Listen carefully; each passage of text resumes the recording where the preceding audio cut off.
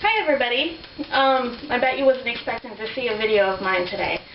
Well, my surgery got pushed back for a couple of weeks, so I figured I'd show you guys some fall recipes. Now this recipe my grandmother taught me how to make many moons ago. She died when I was 15, so this is one of those recipes though that I've always had my whole life. It's fish chowder. And as a lot of you know, I was born and raised in New England, and more specifically Maine. I grew up in the down east area of Maine, and my grandmother always made fish chowder with haddock because she was always allergic to like shellfish and stuff, and a lot of people like it that way. You could add other fish to this. I've seen it made with lobster, scallops, of course clams, but this is what I like. I don't like all that other stuff. In here, I have just a couple of slices of salt pork rendering, and I'm going to take these out. And you could use bacon. Nothing set in stone that you have to use salt pork. I prefer salt pork because bacon gives it that smoky flavor, and in a fish chowder, that's not really what you want to go for. So I'm going to take these things out, and I'll be back. Hi everyone, so we took the salt pork out and then straining. My husband's nibbling, and that's okay. So in here, with the juices from the salt pork, I softened an onion. You don't want color on this. You're not going for a caramelized flavor when you make any kind of chowder.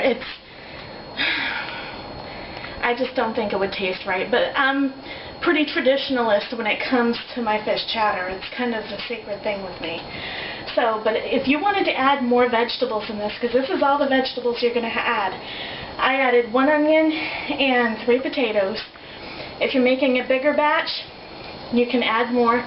I've seen this recipe made with like carrots and celery and, you know, spinach and that type of stuff.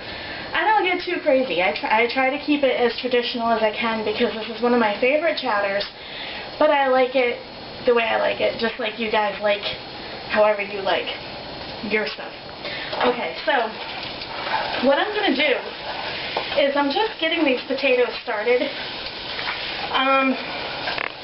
And there's a tip in there. If you don't have a lot of time and you want potatoes to cook without, you know, let's say you get to boil them, but you want them to cook a little bit more, but you're, you know, browning up an onion or something, throw them in with the onion. You get the flavor from the onion with the potatoes, and they start cooking automatically, so they cook quicker. In here, I have 2.5 cups of water with 2 bouillon cubes and 2 bay leaves.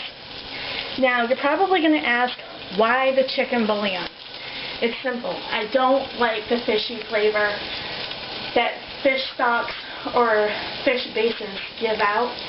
But if you like that, go ahead. I'm just going with the flavor. And if you ever notice, seasonings that are meant for chicken could also be used for fish and vice versa. So chicken and fish, they're very universal if you use a mild flavored fish, which I am today. We're using haddock. Now, I've seen this chowder be made with all kinds of different fishes. I've seen it made with lobster, scallops, and haddock, and it would be like a seafood chowder. But today, you know what, we're just going to keep it simple. Now, at this point, what I'm doing is I'm getting all the bits that got stuck at the bottom when I was frying the salt pork, and I'm going to get it up. And the reason for that is I don't have a lot of ingredients going in this thing, but there's going to be a lot of flavor, and that's so important when you're making a chowder. Chowders are very simple. If you make them a little too complicated, you're going to know, because it's going to muddy the flavor.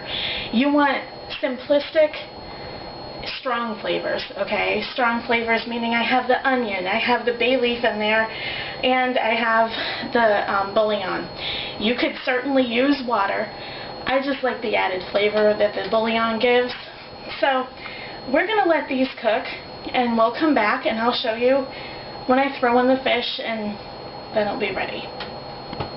Hi everybody. So you're not going to want to add the fish until the potatoes are about halfway done. And all I did is I have 1 pound of haddock here, and I just salt and peppered both sides. You know, flavor is one of those things, you know, it's one of those things that you get to build on. You know, have you ever had a soup, a stew, a chowder, or a sauce that you may have cooked all day, but there's elements that taste bland? For an example, I make homemade pasta sauces a lot. So if I cooked pasta sauce all day long and worked all day on the pasta sauce, but when I go to make my pasta, if I don't salt the water, the pasta is going to be disgusting. It's not going to have a flavor to it. It's not even going to soak up the flavor from the sauce, because at the time for things, for ingredients, meats included, to soak up flavor is at the time of cooking. And if you don't season water for potatoes or pasta before the cooking process, you've lost it. You know, you just, you know how you taste something, the flavor tastes okay, but it just needs something? That's just something that you can't get back. Once the cooking process has already started, the flavor you can't get back. It can't happen. So, now I'm going to let the fish cook and the potatoes finish cooking, and we're going to fish out the bay leaves, and I'm using heavy whipping cream for this. I do not recommend anything fat-free for this. You're not going to get the same flavor that you would if you used half and half, whole milk, or heavy whipping cream. We're going with heavy whipping cream. This isn't something I make all the time. This is something I have maybe once a year in the fall, but so I can afford to do the heavy whipping cream. If you have some problems health-wise, you could use evaporated milk. My grandmother swore by evaporated milk. She bought it by the cases. This is why I'm not using evaporated milk, because I can't stand it. So heavy whipping cream is an option for me. It's an option for you if you have some health concerns in your diet. So, you know, whatever works. But do not go fat-free, guys. Come on. You can't make fat, natural fat, fat-free unless you add chemicals to it. That's not good for your body, and that's going to be stored in your liver. That's why you see a lot of people go on heavy-duty weight loss programs, and then they have all kinds of health problems because of all the chemicals that they ingest for not eating real food. Anyway, there's my little 2 cents. Okay, so when our potatoes and fish are done, we'll be back, and I'll show you what to do next. Hi everyone, so we're back. This is the finished product, and all this is an onion, some salt pork rendered off, and 3 potatoes, and a pound of haddock with some chicken bouillon and water and bay leaves. And now I turned off my burner because we don't want to get this any hotter. Oh, and while we were away, I added 1 pat of butter. It just adds a little bit more richness to the chowder. And then 1 cup of heavy whipping cream. And let's give this a stir. Okay. And our fish chowder's done. It's taken us less than a half an hour to do this. And it's quick, it's easy, with some crusty bread, some crackers. My mother prefers oyster crackers with this. You have a nice, hearty, warm meal that didn't take a whole lot of time to cook, but it's packed with tons of flavor. Now, I will tell you, this is not my husband's favorite. And he's doing this for me, and he is doing this for you guys. he's going to have a taste test of this.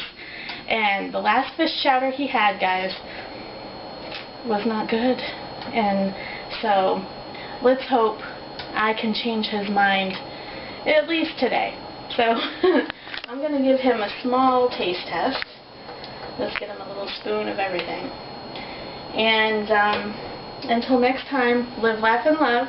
Stay tuned. I'm going to have more recipes to come. Take care. Okay. Let me get a spoon here real quick. Well, we're going to give this a whirl, folks. See, I'm from Texas, and we don't do a lot of chowders down there to begin with, so I'm not a big fan of them just for general purposes, but I'm going to give this a try because I did taste test one of the potatoes earlier to make sure it was done, and the potato was outstanding, I can tell you that. So, there's a bite of everything.